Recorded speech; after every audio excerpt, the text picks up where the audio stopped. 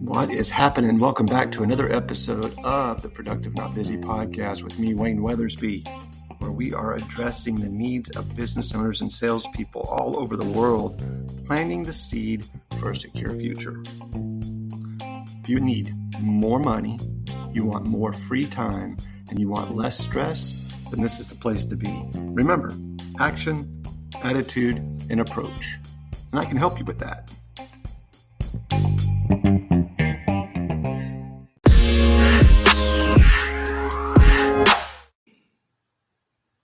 Welcome back. Hello. I am super excited today. Tuesday, we are covering 15 simple ways to keep a positive attitude at work. Of course, being a coach in the business world, I am in a lot of organizations. And when I first come in and take an unobjective view of a company, the first thing that I usually find that I try to correct as quickly as possible is the attitude of people in the organization. I usually pick a small group of folks randomly to kind of talk to find out what their thoughts are on the organization. And usually negative Nancy, I find more often than not. So today, keeping it positive, we are going to find 15 simple ways to keep a positive attitude at work so you can make your organization better. So, what if there's a way you could easily expand your mind and see greater possibilities in life? See, I wrote that down. Sounded good. What if you could develop better skills naturally?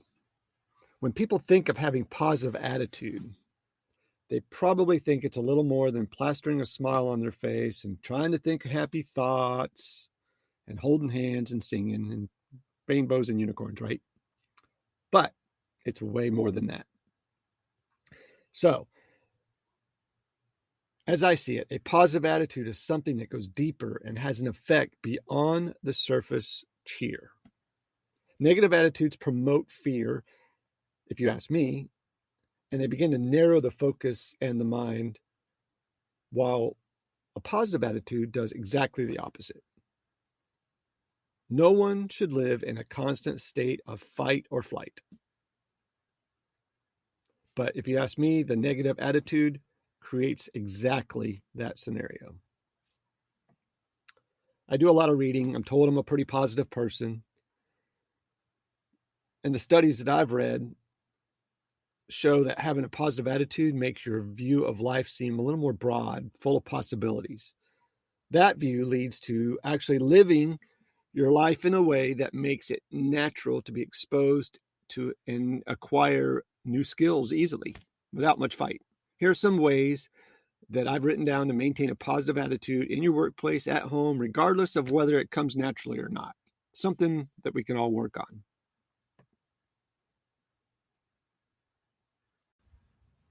All right, so number one, surround yourself with positive people. The old saying, birds of a feather flock together, can be viewed two ways. Either people who are similarly naturally find each other, or people in a group that become the same over time. Surround yourself with positive people, man. That is the quickest and fastest recipe. Who you hang around with on a daily basis rubs off on you, I promise. If you're always with negative people who complain about every freaking thing, you'll become a complainer and see the world as negative as they do. You might think you can stay positive and change them, but that's not going to be the case normally. Try to connect with people who like their job, have new ideas, and are interested in lots of other things besides work. It'll make your whole outlook completely change for the better, I promise. You can't always pick your coworkers, but you can be cautious about how much time you spend with them and what setting that time you spend is. If you're stuck with a negative bunch of people, be careful not to participate in the negativity. It's pretty easy to do that. Take breaks, go for a walk, go eat something, rather than immerse yourself in the negative break room drama and gossip. Number 2, fill your mind with positive input. Super huge. The same way that that you are around change you to be more like them, so is what you feed your mind, i.e., social media, the news, what you read, what you listen to. Listen to positive music with headphones. Quick and easy, super powerful. Listen to uplifting audiobooks on the drive to work and home. Read books that are encouraging. Watch videos and listen to podcasts, wink, wink, that are positive or help you improve skills. If you are what you eat holds true for your body, your mind is what you feed it. So be careful. Number 3, control your language. No, this isn't about the language police, believe me, or trying to swear less. Even though I try to do that, I don't do a very good job. I try to do it pretty well here on the podcast, but sometimes it slips. This is about being cautious of the words you use when speaking and thinking.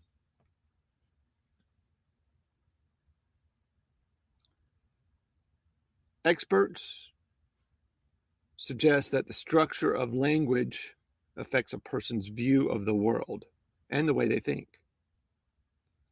Let me take this to the next content. Your language actually limits or delineates, big word, I had to look that one up, how you are able to perceive the world. Now, this is just an idea or an opinion, whatever you want to call it, but it sounds pretty accurate to me. But on the smaller level, the language you use every day, both in thought and spoken, are basically a combined effect on how you think about yourself, your work, and those around you. Plain and simple. This may seem like a silly example, but it might be the difference between seeing your day filled with tasks or filled with opportunities, because there's a difference. The former is tiring and arduous, making you feel trapped in a daily grind. The latter is exciting with huge potential where sky's the limit. Be aware of how you choose to think and speak. Find a positive way to view everything and everyone. It can be done.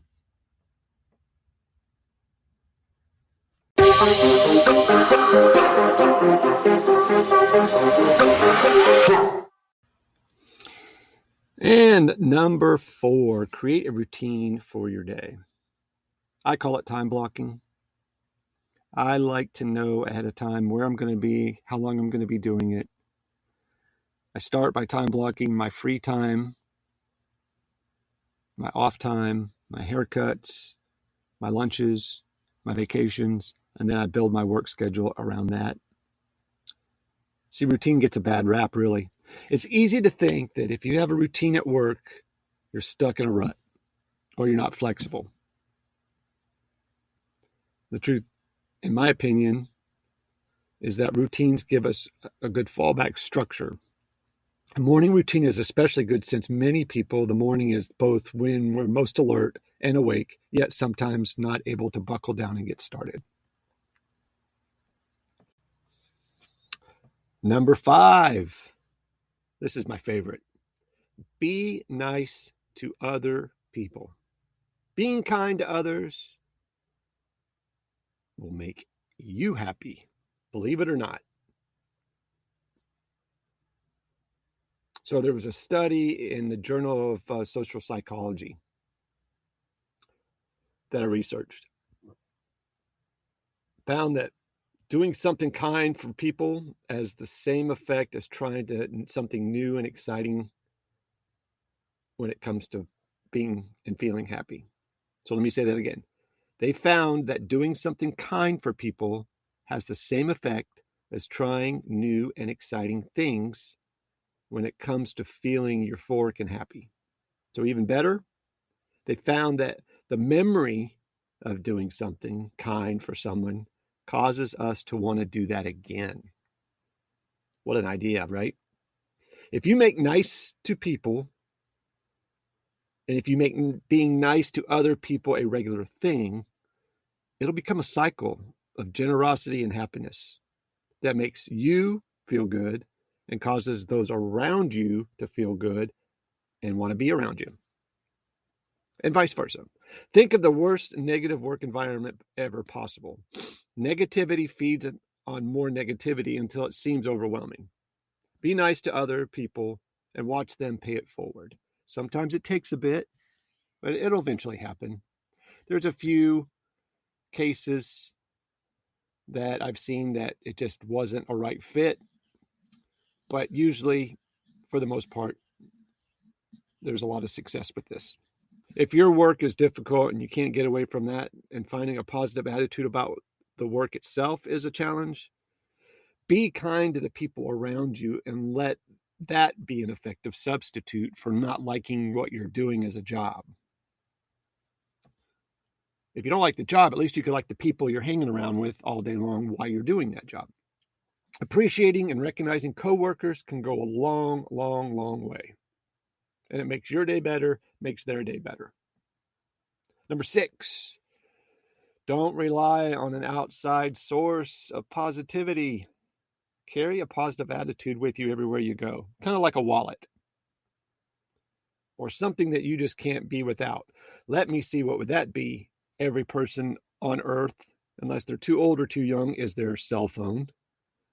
If everybody freaked out as bad as they freak out when they can't find their phone for a second because they think they've left it somewhere, and they felt the same way about leaving their positive attitude somewhere, the world would be a better place. So carry a positive attitude with you wherever you go. Think of positive attitude like a survival tool. Carry it with you at all times, just in case you need it, and just in case somebody else needs it too. Whether you rely on a phrase that you repeat over and over when it gets stressful, or you have some other tricks to help resurrect and keep that positive attitude, be sure to come up with the mechanism that doesn't rely on somebody else to do it or a specific situation. Number 7, create high points in each day and each week. To me, one of the best parts of an exciting vacation is the days leading up to it. When you have to look forward to it, knowing something good is coming can make otherwise dreary days more bearable. I remember back in my car business days, I would have salesmen that 2 or 3 days before they were leaving for a week's vacation, they would be bebopping around, they'd be flying around, they'd be taking all of their, clientele ups, and they would be making their phone calls and doing their paperwork, and they would be a lot more productive because they knew something good was coming. So you can create the same effect by creating small high points in each day to help you get through those projects or days that might otherwise be like freaking just sucking the life out of you, right? This is why taking breaks is important. But not every break is as valuable as they could be. Now, I'm no expert on all subjects, but I wrote some stuff down here that I think it might be some good suggestions. Don't turn unhealthy food into a reward. Obviously, you'll end up with negative effects and bad habit for junk food or excessive pastries, whatever. Take breaks outside or walk away from your work whenever possible. Consider a walk, solitude, quiet, some positive music like we spoke about before, whatever sounds good and is doable where you work. Or you could find a place to go read a book or listen to an audio. Daily high points should be small and simple, not requiring a lot of money or creating a habit that could have a negative effect on your health or budget if you do them every day. Weekly, monthly high points can be a little bit bigger. Every Thursday, you eat lunch at a restaurant nearby instead of bringing your lunch. Something special to reward yourself. Whatever it is, create something to look forward to. Number 8. Here's a big one. Assume responsibility and choose your response. See, refusing to take responsibility for your actions in your situation or not taking control of how you respond kills a positive attitude real quick. After all, if something happens and you're at fault or in some way responsible, refusing to acknowledge it means you can't correct the behavior and it'll happen again. And you also set yourself up for victimhood, in which things always happen to you. You will be more positive seeing life as something you have some control over rather than at the mercy of it. Think of it as maybe an equation, I guess, where they call it event response equals outcome. E plus R equals O, I guess. I read that and it kind of resonated with me. How you respond has an effect on the outcome, even when events are out of control. Decide your reaction to known problems way ahead of time. Whether it's a client, a coworker, or just regular projects in general, there are some things at work that you are always going to dread dealing with. I promise, 100%. You know they upset you, so decide beforehand that it won't. If a client always has to make changes, expect it. Choose to be calm about it, to not let it bother you. Try to look at the client or coworker that's driving you up the freaking wall, totally nuts, in a different way. Maybe they are having a bad time at home. Maybe they're having a bad time in a relationship. Maybe they're having a bad time with their income. Or they could just be plain old just stressed out all the time. Sit back, take a deep breath. Breathing deeply tricks your body into calming down. Calm people have better attitudes and traditionally better outcomes. My mom taught me that one. If you find yourself getting a bad attitude about something, find a place you can just be alone for a second, do some deep breathing, close your eyes. Not only does it reduce stress, but it also helps clear your mind. You see situations in a totally different way. Now, that one takes practice, but it does work. All right, we're getting close. Number 11, make a mission statement for yourself. Do you have a personal mission statement? When I was putting this together, I kind of looked at it to see stuff that becomes personal responsibility, even when you're in an organization. Always pull back and do a personal mission statement, right? So where you work probably has their own mission statement, but you have to have one yourself. A personal mission statement will help you define your purpose at work, what your life is about, and what motivates your behavior. It's a good thing to fall back on when work gets crazy and you're focused on what it is you're doing. When you feel like you have some purpose, you can be positive. When you feel like you don't have any purpose or you don't know what you're doing at work, not so much. So try that. Doesn't have to be anything extravagant. Just write down a mission statement. What you're doing, why you're doing it, what you like about it. Keep it positive. I also believe in having personal goals. Goals are a bit different from personal mission statements in that there are specific things that you want to achieve. I like to call them expectations, more so than goals. They're kind of like the rewards I talked about earlier, in that they give you something to look forward to, but it also gives you something to hold you accountable. However, goals and expectations aren't just fun in the future, but are actual guides that you use to achieve whatever it is you're trying to achieve. It's tough to be positive, I promise. I know, I get it. If you think you're going nowhere, goals and expectations are proof that you have a plan and that you're working towards something. They are evidence of forward positive momentum forward. Number 13, remember that no one owes you a freaking thing. My coach tells me that all the time. No one owes you a freaking thing. One of the worst killers of a good attitude is going through life thinking other people owe you something. No one owes you shit. They don't owe you freaking anything. Life is not fair. Believing anything else sets you up for a constant state of blame, victimhood, anger, passive aggressiveness, and a total freaking joylessness life. Negativity is the standard state of existence if you think the world owes you something. So how do you get rid of that attitude of entitlement? Well, you got to put a mirror in front of your face and write this down. It's up to me to make things happen. Hard work is what brings good things. I have to be willing to accept the change and change quickly. And when things are difficult, keep going. It's those 4 concepts are in your head. You're not going to be wallowing in negativity, waiting for the world to do something for you. That's a big one for me. And it's a big one for a lot of people. It's easy to fall into that trap because some people get really good at it. Don't be one of those people. Number 14, stop complaining. We mentioned how you need to control your language earlier, right? How to control your language. That obviously covers complaining, but complaints are such a huge issue that they warrant their own section. Yay! Stop complaining. Complaining does nothing. If you're around people who complain, get the frick away from them as quick as you can run. Try to see the situation in a positive or different light.